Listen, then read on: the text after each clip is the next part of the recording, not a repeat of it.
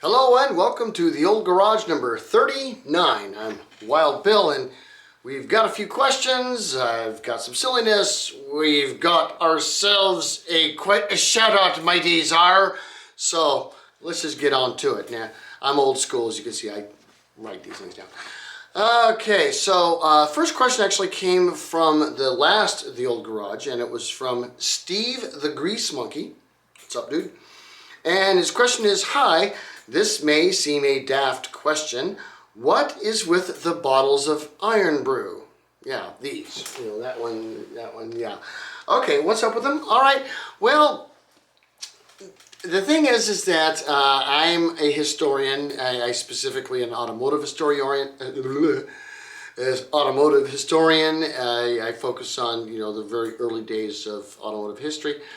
And I just love history stuff, and I also happen to be a 8-year U.S. Navy veteran, combat veteran, and my job in the Navy was a fire control technician, which my job was to aim and fire the missiles and guns. You know, if you needed to shoot the thing and blow something up or whatever, you know, I was pulling the trigger or pushing the button, and so there's a particular YouTuber out there, NFL. He's a naval historiographer and probably one of the best out there. And he's, you know, the primary reason why this channel exists. And he's got a friend of his, Dr. Alexander Clark, who's also a professor of this, you know, naval history. And both of them seem to be powered by this mystical thing called Irn Bru. Now, I live in the United States. I didn't know anything about it. You know, it's just not sold out here. And I'm like, oh, what's going on with this? And it was about the time, you know, my channel was getting going. I was getting started. And I think Jarkinfil, it was like at his 250,000 subscribers, something like that. And so I went and ordered a case of Irn Bru from Scotland, you know, and had it shipped to my house, and I tried it, and I went, okay, because, you know, in tribute to, you know, these naval historians that made my channel exist, and I don't like it one bit. No, I didn't like it, and I got the one with real sugar. I didn't get the sugar-free one, just so to make sure everybody's clear. But nonetheless, the fact is that, you know, to me, the Irn Bru is just a tribute to why this channel is here. It's saying, you know, Jarkinfil and Dr. Clark too. You know, thank you, you know, for being inspiring, and that's why the Irn Bru is there. So. There you go. Okay, next I have is actually a couple of questions from the episode on Hugh Chalmers from a few weeks ago. First question's from Liz J. And she says it may just be the angle at which the photos were taken, but it looks like around the time Ty Cobb won his car, the steering wheel on the Chalmers Detroit had moved from the right side of the vehicle to the left side. You know, compared to the timestamps. So here's my question. When did the steering wheel's position become standard within the United States? Well, later in the discussion, she did mention that I had talked about this before, but it's definitely worth going over again, because if you look at this question as when did that first happen, I mean, that was Autocar in 1899. When did it start becoming commonplace in American cars? Well, that would be with the Model T, you know, starting in 1908. Although initially when the Model T was first, you know, offered, you could choose either side, but it wasn't too long before it was just going to be on the left. And so, yeah, and that I have talked about in other episodes, but the question, I think, here is when did it become required in the United States to have the steering wheel on the left side? And that's not as simple as it sounds to answer, because you had, of course, the Road Act of 1916, with the, I mean, heck, all the way back to 1792, there was already, we drive on, the right side of the road, as far as which side, how traffic flows. And having the steering wheel on the left side of the road did eventually grow from that for various different reasons. And I've talked about those on other episodes. But when did it become law in the United States? It actually happened by states first, and it was after World War One.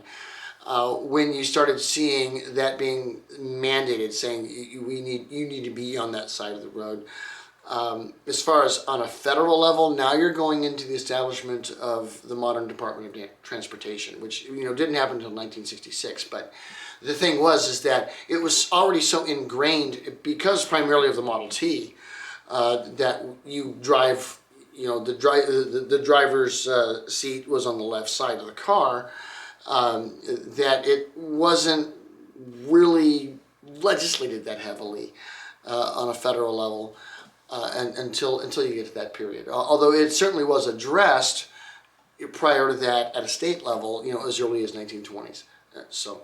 But yeah, it's kind of weird with why we do that. But that's the thing. I mean, that's why I always wonder, why does the water circle the opposite direction in Australia? And yes, I know that's a fable too. That's also not true. I've been there. Okay, I have been there. Love back to you, Liz. Okay, second question I had, or from that episode on Hugh Chalmers, was from James MacArthur. And his question is, got a question for you. He says, in your opinion, what are the best 5 movies or TV shows that feature or are about cars of the vintage era? Okay.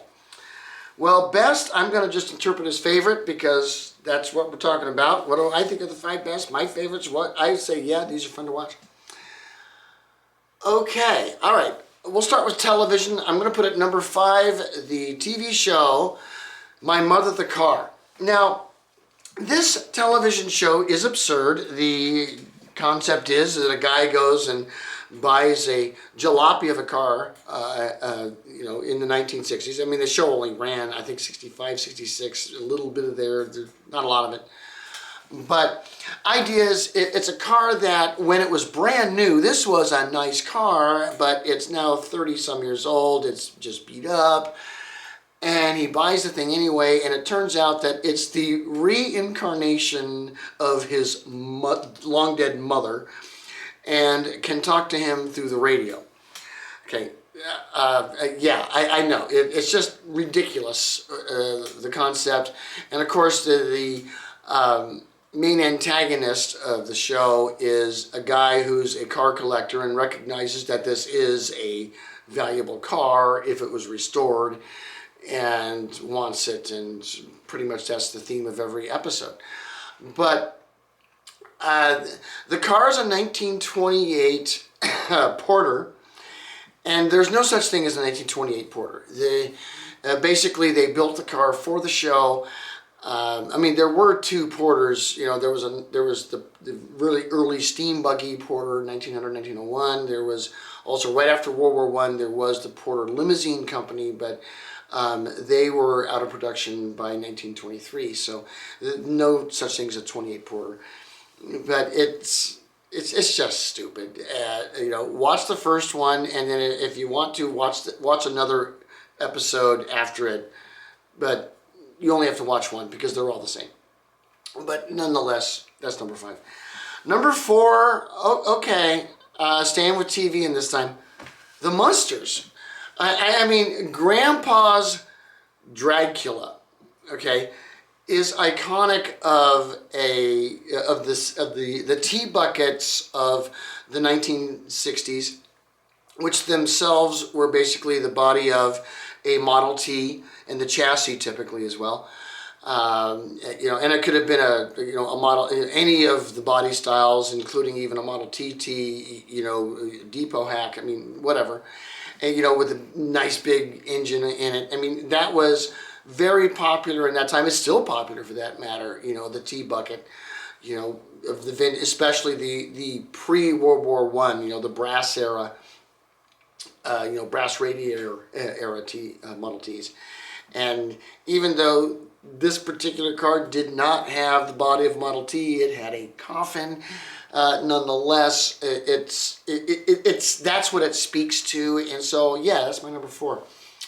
Okay, number 3. I'm sticking with TVs again. I'm sorry, but gosh, cartoons, man. Tom Slick.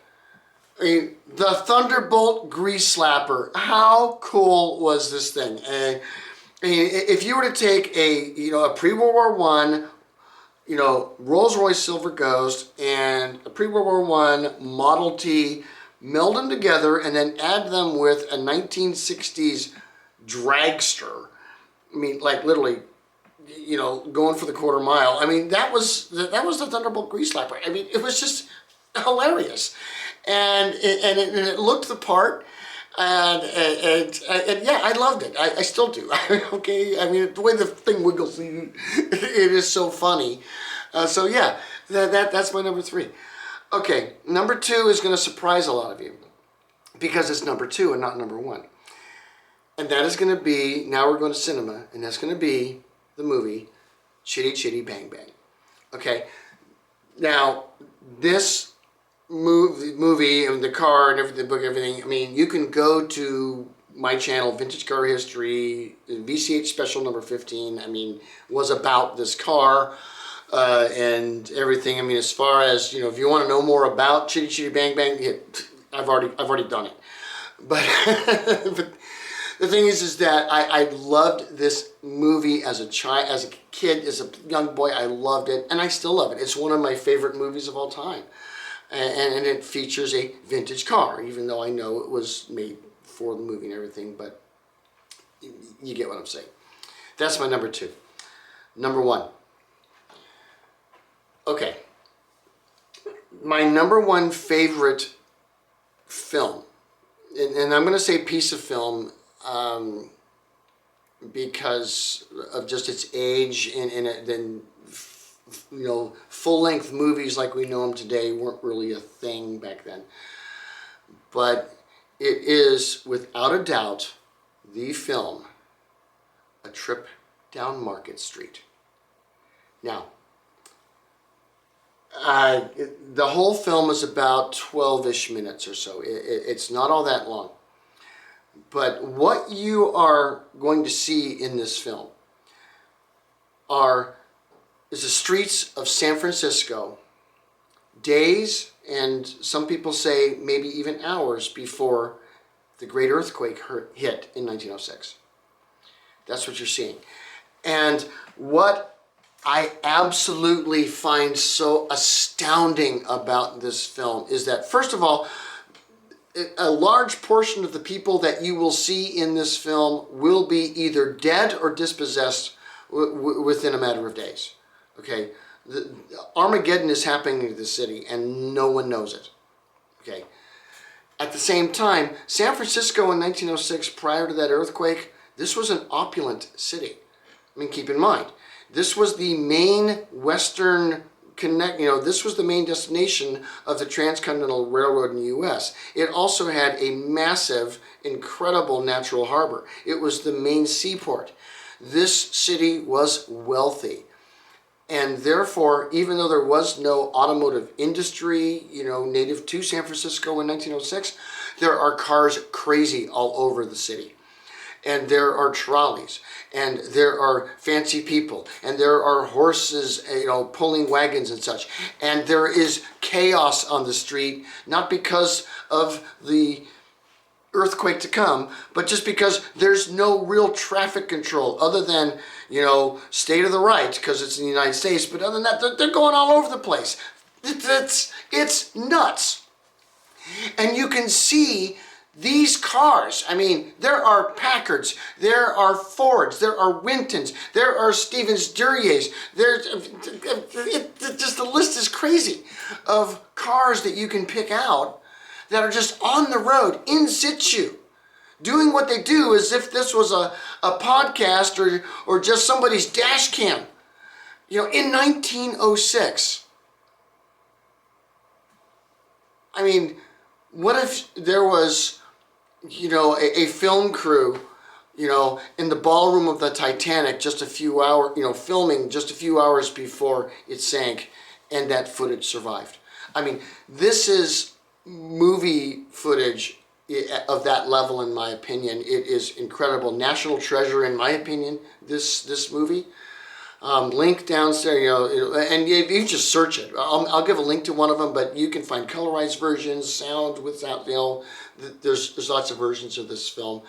I think it's extraordinary, and you know, go if you want to just research your cars, watch some videos here, and just see if you can pick out what cars are what that are just zooming all over. It's great. I mean, I love this film. Okay, so that's my number one. Great question. Thank you. Okay, what we're doing now. Okay, that was my questions. I've now got some silliness here, and okay. Here's my silliness.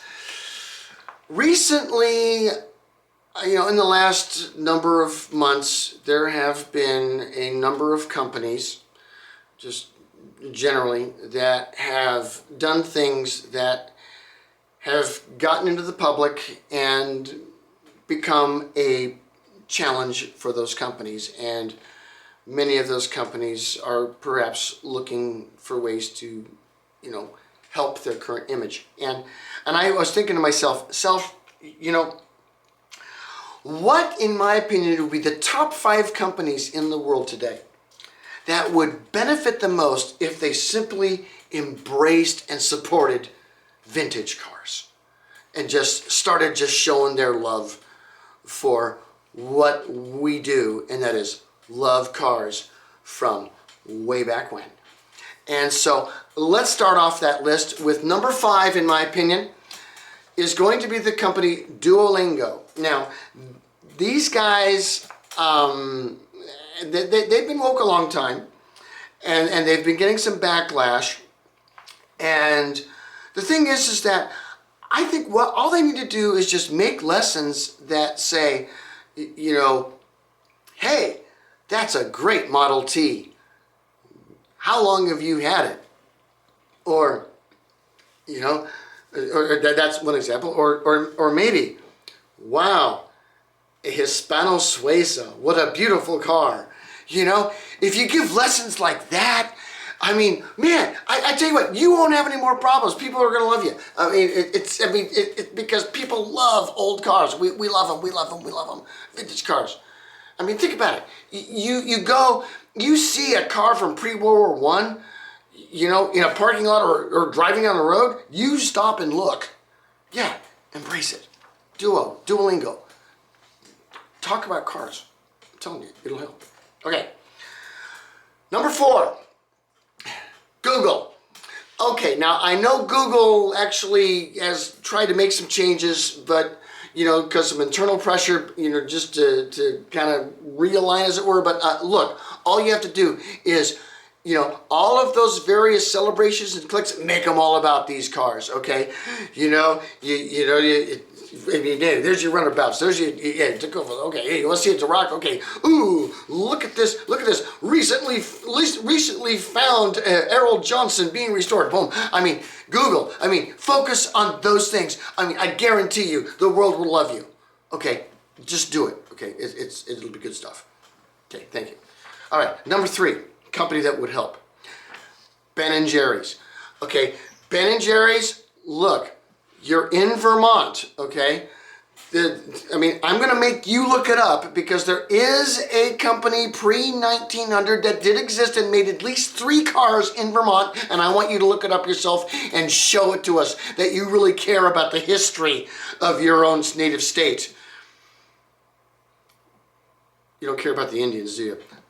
No, I didn't say that. Okay, but look, just love on some cars, okay? And we will love your ice cream because cars are cool. Ice cream's cool. Bring them together. Okay, the right way. All right, let's do that. Thank you. Okay. Number 2 company that would benefit from just loving on some vintage cars is Ocean Gate. Okay, now, at this point in time, what this company needs to do is make a serious campaign saying, we will no longer go undersea, we will instead focus on vintage cars. Okay, and we will just do, and just go that direction. Okay, if you do that, maybe there's hope. Okay, but that's it. Okay, because, yeah, that's your only hope. All right, I mean, especially after that. Okay. All right. All right. Number one, I think, is obvious. Anheuser-Busch. But I'm going to tell you how Anheuser-Busch needs to fix this. Okay. Here's how you love on vintage cars. Okay. You set it up as if it's 1906, 1907. Again, all right, go back to the roots and let's make another race. Let's grab a Thomas Flyer, a couple of Wintons, a Packard, maybe a Franklin or two, and then grab your Clydesdales and race across the continent. Okay? Vintage style. You know, the horseless carriages versus your Clydesdales. Do that, I'll tell you what. I mean, I'll give you respect. I'll admit, as far as whether I like your beer or not, I don't drink beer at all. I don't care what brand it is. I don't buy any of them. I just don't like beer. But I'll tell you what, you do that, and I think, yeah, vintage cars could save that company, I think, more than any if they just followed my advice, which they won't. They won't follow anyone's. But, anywho, that's my silliness for today, but I said I had a shout out for you, okay, and here's what I got. A few weeks ago, Drakensfield did a dry dock, and one of the questions was given to him about a song by a group called the Jolly Rogers, who I'd never heard of. And, you know, and it was the song The Devil's Reach. I'll put a link to the description of that song, too, in the description. Well, I gotta put a lot of links in this full thing, aren't I? But the thing is I went and I listened to this song and I went, wait a minute, these guys are cool, they're fun. And I listened to a few more and I went, okay, this is getting addictive. And, you know, I think they're one of those bands that, I mean, they got a niche and they got a cool one, you know, and it's not just talk like a pirate, it's like live like one with these guys. Just check it out, okay? Check them out, you know, like and subscribe if you like them. You know, if you don't, okay, well, shiver me timbers. But anywho, that's what we have for the old garage for today, and we will see you next time. Peace.